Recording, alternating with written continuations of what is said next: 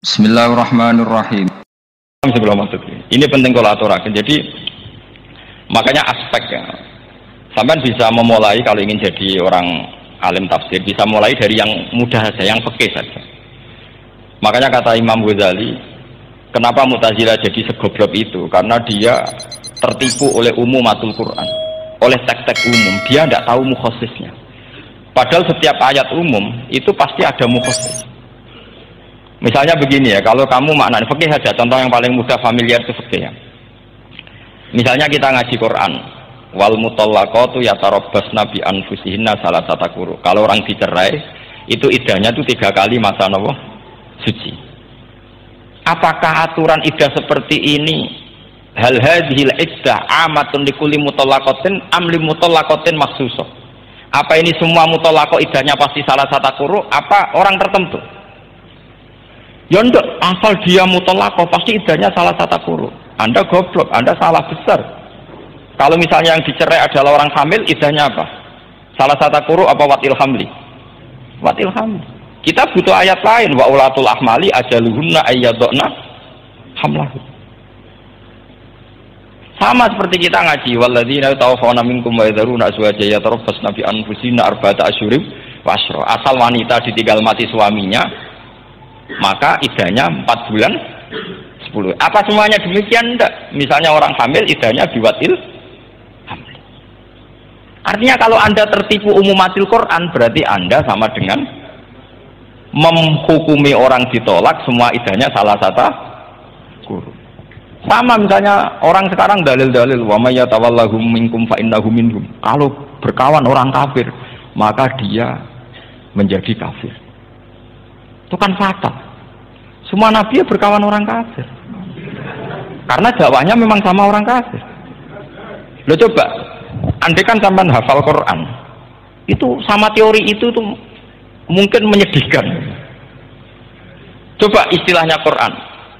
Wadkur akho'at wa ila adin akhawum huda wa ila samuda akhawum. Nah, terus semua umatnya yang kafir disebut akhawum. Akhaw itu artinya apa?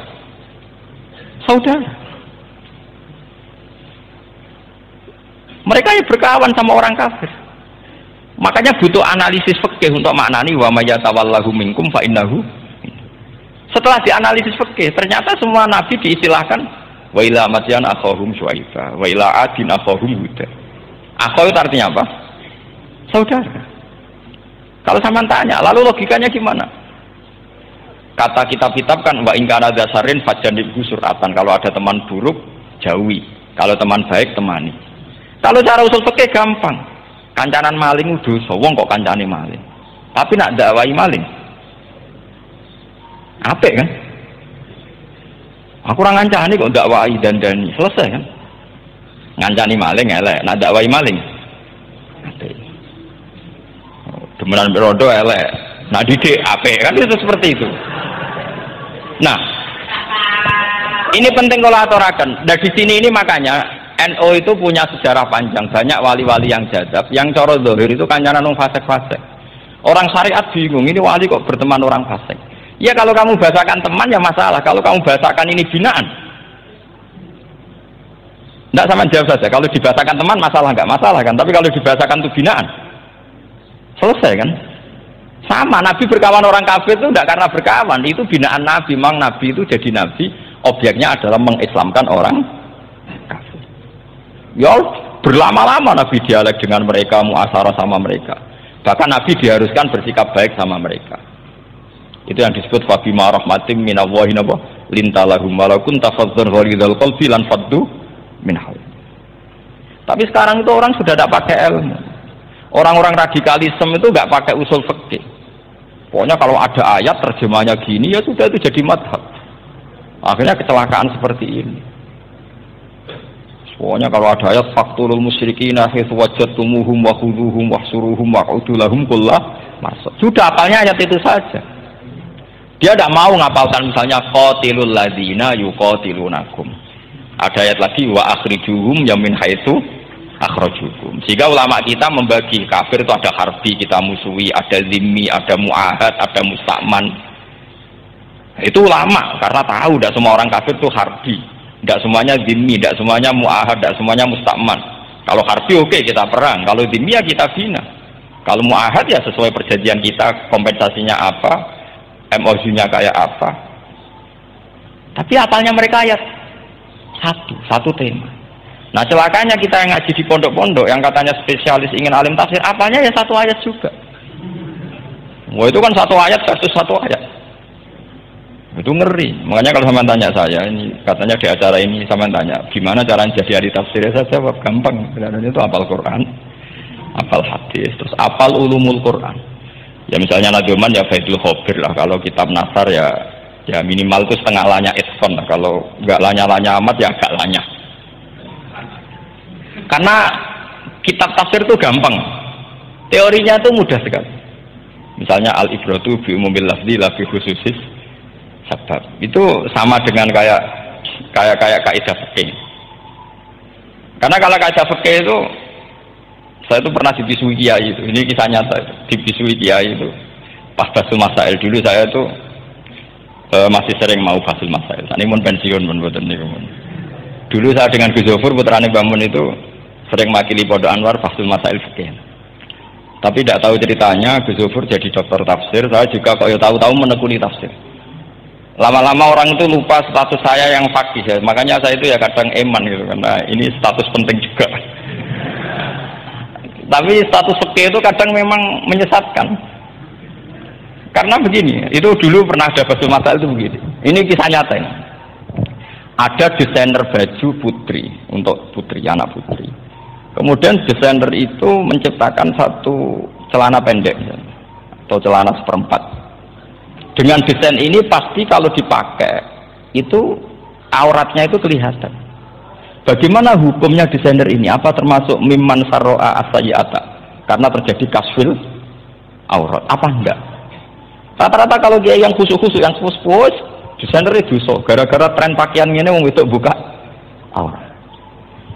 Tapi kiai-kiai alim yang muda-muda, entah saking belingnya, entah saking pinternya, tidak tahu. Bilang begini, Pak Yai, yang didesain apa? Ya celana itu. Lalu celana itu fungsinya nutupi apa buka aurat? Ya nutupi. Lu kan lumayan urun nutupi. Kalau haram ya dicopot, lu kan malah parah. Bingung kayak gini. Sampai bilang gini, wah temannya. Itu kan makanya ini guyon ilmiah. Repotnya ngadepi orang alim muda itu kan mbok gedhi iku ilmiah, mbok senengi fasih.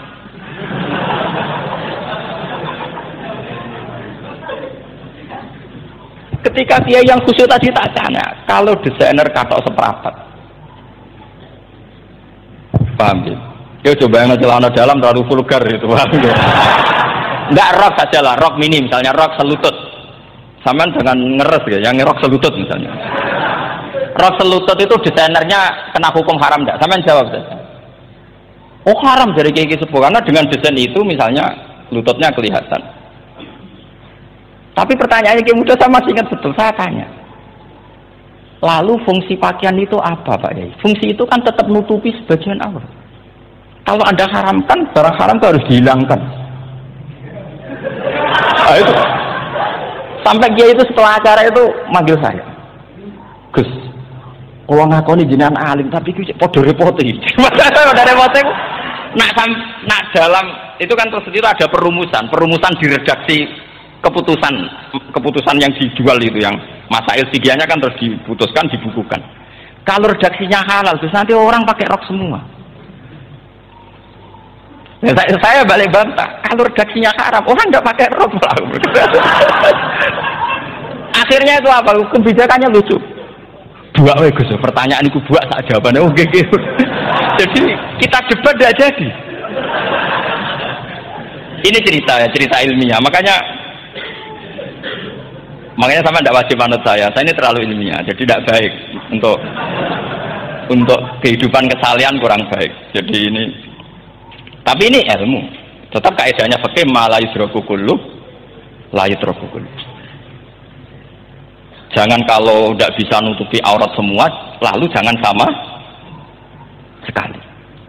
Lho kan kaidahnya kan gitu, la yusraku kullu la yutraku kulluh. Misalnya Anda punya tetangga nggak mau pakai jilbab, nggak mau pakai pakaian muslimah, kamu tidak boleh bilang munisan rapambinan, tidak bisa.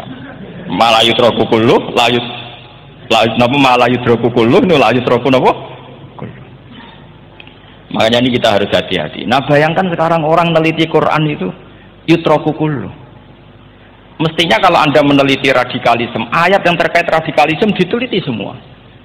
Ternyata di surat Taubat yang disebut suratus Saif, yang bahkan haram baca bismillah, itu ada ayat wa in ahadum minal musyrikin astajaroka fa'ajirhu hatta yasma'a kalam Allah summa ablighu ma'mana. Muhammad, kalau ada orang kafir mau belajar Quran sama kamu, ya harus kamu pelajari hatta yasma'a kalam Allah. Setelah mereka mau belajar, ya ablighu ma'mana, summa ablighu ma'mana, kamu harus menjamin keamanan dia. Subhanallahi wa bihamdihi adada khalqihi wa ridha nafsihi wa zinata arsyihi midada kalimatihi. Subhanallahi wa bihamdihi adada khalqihi wa ridha nafsihi wa zinata arsyihi midada kalimatihi. Subhanallahi wa bihamdihi adada khalqihi wa ridha nafsihi wa zinata arsyihi midada kalimatihi. Subhanallahi wa bihamdihi adada khalqihi wa ridha nafsihi wa zinata arsyihi midada kalimatihi. Subhanallahi wa bihamdihi adada khalqihi wa ridha nafsihi wa zinata arsyihi midada kalimatihi.